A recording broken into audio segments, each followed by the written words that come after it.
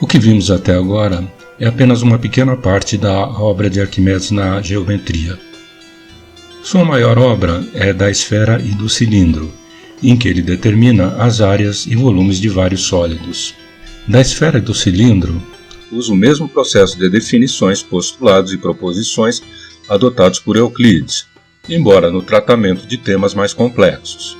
Nesse caso, o uso da linguagem escrita ao invés da álgebra obviamente torna sua leitura e compreensão mais árduas. Na ausência da álgebra, o método de Arquimedes para chegar a conclusões em geometria baseou-se em usar áreas e volumes de figuras conhecidas para inferir aquelas de figuras desconhecidas. Na época de Arquimedes, os gregos já sabiam que o volume de uma esfera era proporcional ao cubo do diâmetro. Isso já estava em Os Elementos na proposição 18, do livro 12. Mas muita coisa sobre a esfera ainda havia por ser descoberto.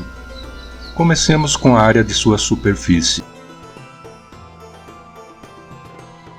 Proposição 33.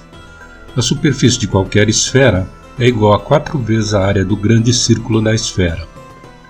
Arquimedes usou o processo da dupla redução ao absurdo. Isto é, ele mostrou que a superfície da esfera não poderia ser nem menor nem maior que 4 vezes a área do grande círculo. Ele exauriu a esfera, aproximando-a interna e externamente de um cone e um tronco de cone, cujas áreas ele já havia determinado. A forma como Arquimedes provou essa proposição é uma peça de alta sofisticação matemática, que chega a antecipar algumas ideias do cálculo moderno. A intuição seminal que direcionou Arquimedes foi que numa esfera, a área da superfície AS, cortada por um plano alfa, é igual à área do círculo cujo raio T é igual à distância do ponto central da superfície esférica até seu perímetro. Em particular, presumindo que o plano alfa seja elevado até que se torne superiormente tangente à esfera, para uma esfera de raio R, S é igual a 4πr². Assim, ele demonstrou que a área da superfície é 4 vezes a área do seu grande círculo. Mas de onde Arquimedes deduziu que AS igual a T? Eu não tenho essa resposta.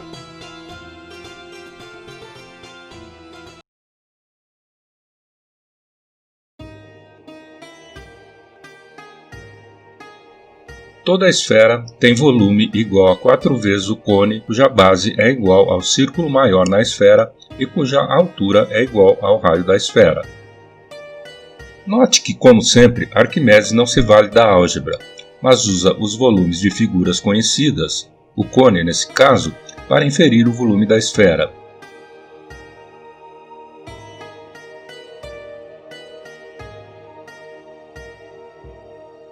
A área da superfície de um cilindro, circunscrevendo uma esfera, é igual a 1 vez e meia a área da esfera e seu volume é 1 vez e meia o volume da esfera. Verificamos a seguir essa proposição, com relação à área e agora com relação ao volume. Arquimedes ficou particularmente orgulhoso desse último resultado, tanto que pediu que o desenho de uma esfera inscrita num cilindro fosse gravado em sua lápide. Mas como Arquimedes sabia o volume da esfera? Nesse ponto, vamos mostrar como, mesmo sem os recursos do cálculo, Arquimedes foi capaz de deduzir o volume da esfera de maneira absolutamente brilhante. Arquimedes era muito interessado em determinar os volumes e áreas de superfície de várias figuras sólidas. Cubos e cilindros são fáceis, mas e a esfera? É um objeto lindamente simples em alguns aspectos, mas como ele poderia calcular seu volume? Arquimedes tinha uma ideia clara do conceito de momento, conhecido como o efeito da alavanca produzido por uma massa apoiada em uma haste a uma distância x do apoio da haste. Usando essa ideia, ele construiu um sistema mecânico em equilíbrio, com um cilindro, um cone e uma esfera, como na figura, para deduzir o volume da esfera.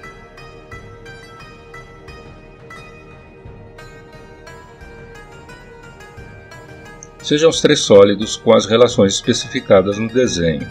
Considere a visão seccional dos três sólidos sobrepostos. Construa um quadrado de lado 2R e centro C, sendo A o ponto médio do lado superior.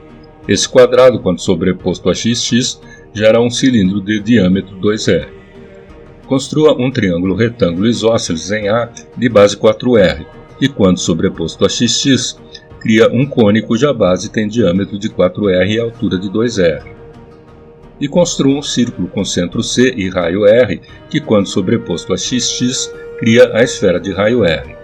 Tome uma pequena seção ΔX a uma distância x de C que atravessa os três sólidos. Agora pressuponha que a densidade do cilindro seja 4 vezes maior do que a densidade da esfera e do cone. Arquimedes então conduziu a configuração a equilíbrio como na figura. Sejam CI, VCO e VES os respectivos volumes das pequenas fatias de espessura ΔX do cilindro, cone e esfera. Para o cilindro temos VCI aproximadamente igual a πr² ΔX. Para o cone vemos por semelhança de triângulos que o raio da base superior é R mais x. Como ΔX é muito pequeno, podemos supor que a base inferior é aproximadamente do mesmo tamanho, formando então um cilindro de volume VCO aproximadamente igual a πr mais x² vezes ΔX. Usando o mesmo raciocínio, determinamos o volume da fatia da esfera. O volume da fatia da esfera aproximadamente igual a πr² menos x² vezes ΔX. Sabemos que o volume é igual à massa dividido pela densidade. Então, por hipótese, o volume do cone é igual à massa do cone, o volume da esfera é igual à massa da esfera, e o volume do cilindro é igual à massa do cilindro dividido por 4. Para o equilíbrio do sistema, Arquimedes sabia que a soma dos momentos tem que ser zero. Então, em relação ao ponto y, temos o seguinte.